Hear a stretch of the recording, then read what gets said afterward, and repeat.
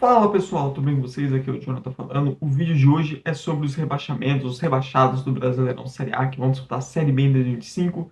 Estou falando de Atlético Paranaense, de Criciúma, Cuiabá e Atlético Goianiense. Então peço você dar o seu like aqui, se inscrever no canal se não for inscrito e dar aquela força divulgando esses e demais vídeos para ajudar quem está começando. Já fiz um vídeo sobre como foi a última rodada, já fiz um vídeo sobre o título do Botafogo, título mais que merecido. E agora a gente fala da parte negativa, né? Da parte mais triste, que é o rebaixamento dessas 4 equipes, um pouco do porquê chegou até isso, como as campanhas desse Brasileirão. Então, bora lá. Bora iniciar justamente pelo time que foi o 17º rebaixamento mais surpreendente, que é o do Atlético Paranaense. Por tudo que é o projeto Atlético Paranaense nos últimos anos, por todo o crescimento financeiro, a estabilidade que o time vem demonstrando. E ser uma equipe conseguindo ser protagonista do futebol brasileiro, pô, final de Copa do Brasil, finais de Sul-Americana com dois títulos, chegou à final da Libertadores em 2022. Então, era um Atlético Paranaense que você não via um time que você imaginava ser rebaixado tão cedo assim. Pelo contrário, era um time que dá cada vez mais sinais de estabilidade, de se estabilizar entre as principais equipes do Brasil. Mas é aquilo, né? Não tem, não tem projeto bom que exista uma sequência, uma cadeia de decisões erradas. Aí no futebol brasileiro tão equilibrado, isso não perdoa. Na temporada, tô com a colinha aqui embaixo, então, na temporada o Atlético Paranaense fez 73 jogos, 35 vitórias, 14 empates e 24 derrotas. No Brasileirão, o Atlético Paranaense teve 11 vitórias, 9 empates e 18 derrotas, 40 gols marcados e 46 gols sofridos. A equipe teve o quarto pior ataque e também foi o quarto pior mandante da Série A. E o time também teve 4 técnicos no ano. Isso já dá uma amostra do porquê o Atlético é rebaixado. E assim, passa muito também. Teve contratações, teve uma questão de formatação de elenco. Apesar de eu acho que o time do Atlético Paranaense não era um time para ser rebaixado, que tinha mais talento. E em alguns momentos mostrou isso. No gol, após a saída do Bento, apostou nos jovens da casa, como o Mikael, o Léo Link. Eu acho que 2 jogos, principalmente o Mikael, bastante potencial. Né? Teve uma outra falha, acho normal. Essa questão de goleiro, maturidade é um pouco mais tardia. Mas ele tem total potencial. Um goleiro que eu vejo um teto de crescimento ainda para crescer bastante. Na lateral direita, algumas condições não deram certo. O Léo Godoy na lateral direita não se firmou. Foi uma primeira temporada ruim. E foi uma contratação para celebrar, para ganhar a disputa contra o Corinthians.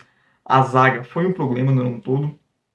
Você tem aquele desempenho do Thiago Heleno, que já era um cara experiente, então já era esperado isso, mas os parceiros dele também não ajudaram nada. O Kaique Rocha não foi bem, Beleze. Investiu no Gamarra, que também não deu certo. Voltou mais atenção a investimento ali na linha de defesa. Lateral esquerdo, o Esquivel foi um dos poucos destaques do time, um jogo que tem mercado, inclusive não deve ficar.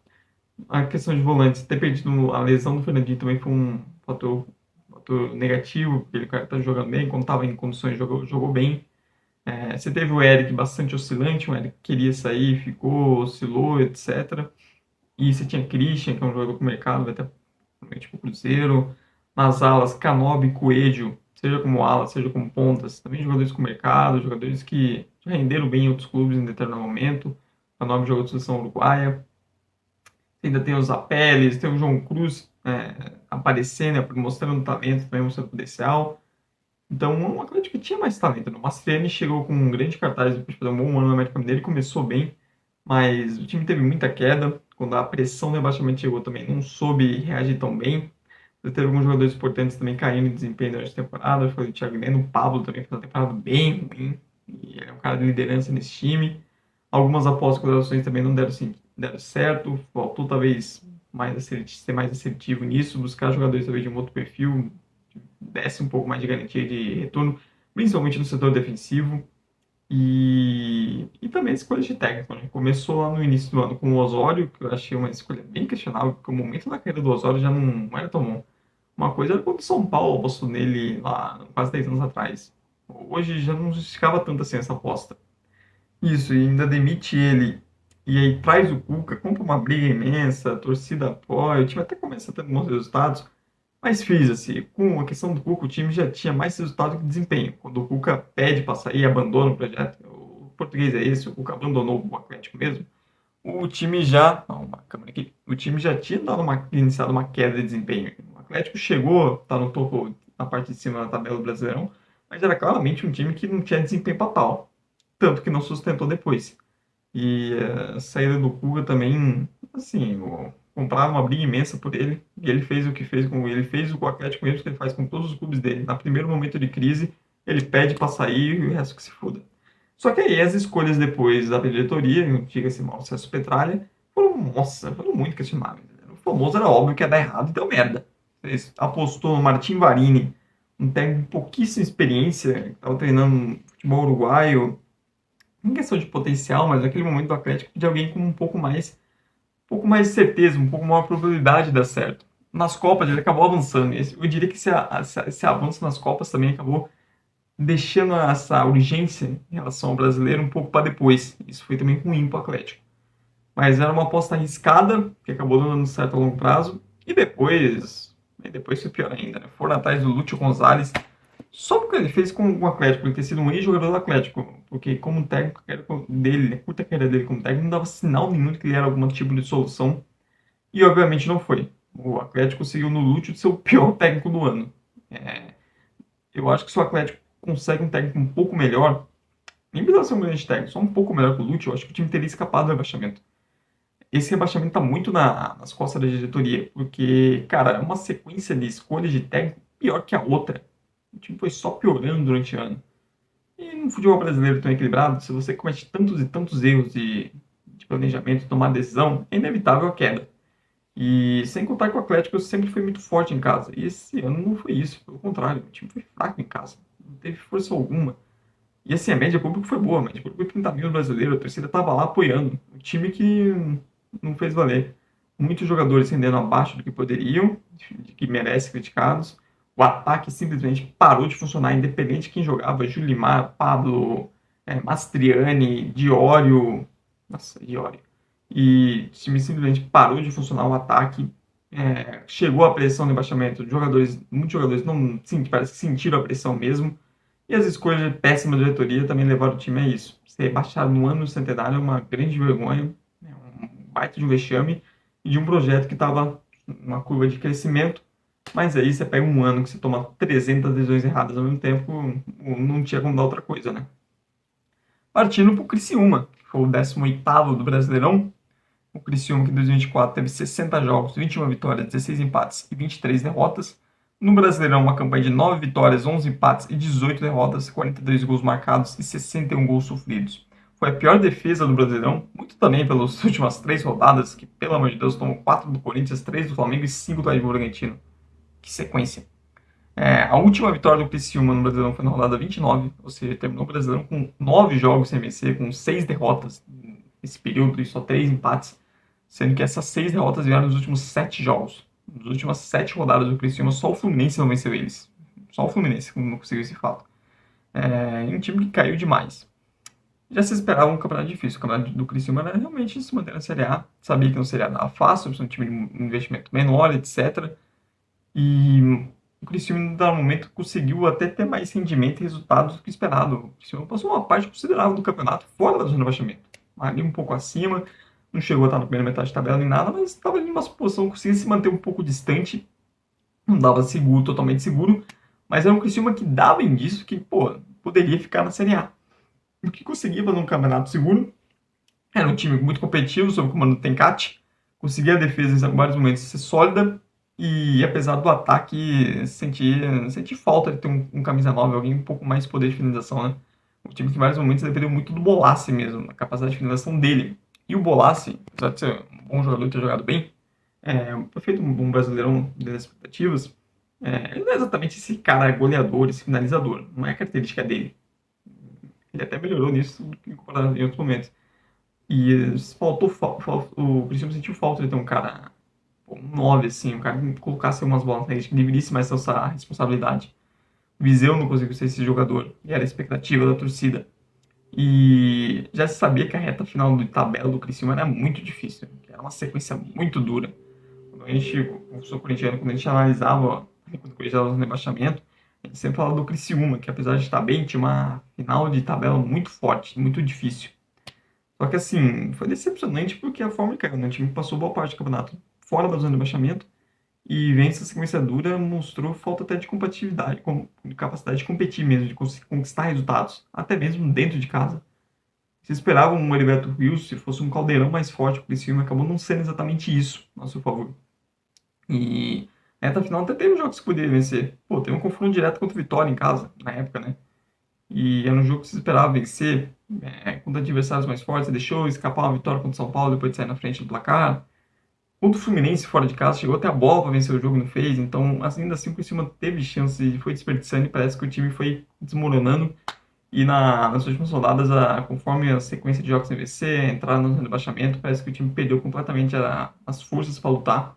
E a defesa também desmoronou completamente nos últimos jogos. Eu falei, tomou 4 do Corinthians e poderia ter sido mais, inclusive, dentro do jogo. O Corinthians criou para fazer com muita facilidade. O Flamengo também deu toco por cima com muita facilidade. Um time que nem conseguiu lutar nas últimas rodadas. Entregou os pontos cedo demais e isso custou muito caro e acabou não sendo rebaixado. E se esperava, foi o Criciúma um favorito a rebaixamento, acho que decepcionante para o torcedor, porque ele vislumbrou uma permanência, que em boa parte do time conseguiu ser seguro, mas na reta final, na hora H, o time não conseguiu ter força para vencer jogos, não conseguiu, nem que fosse aquelas vitórias na marra, o Atlético Paranaense teve, inclusive, ou fazer o seu estágio um caldeirão ali para conquistar pontos. O time acabou se entregando demais e defensivamente também foi pro saco. Ainda assim teve alguns destaques individuais, o Claudinho, lateral direito, se destacou. O Rodrigo, o zagueiro, não foi um mau campeonato, o próprio Bolassi, o goleiro Gustavo, mas ficou aquela sensação de que, putz, dava, né? E sensação bem ruim pro torcedor. Mas legal ter visto o Criciúma de volta à Série A, pelo menos por isso. Iniciando com o 19º colocado, o Atlético Goianiense. O Atlético Goianiense começou o campeonato já como favorito ao rebaixamento. Se esperava uma equipe que conseguisse ser mais competitiva além da Série A pelo histórico recente do Atlético Goianiense na primeira divisão. Mas a montagem do elenco, assim, já dava meio indícios que, olha, seria muito difícil. O Atlético não conseguiu dar um salto de qualidade no elenco para uma Série A. O time do Atlético Goianiense dava toda a cara que era um time que ia brigar muito forte no rebaixamento. Era um time com cara de Série B ainda.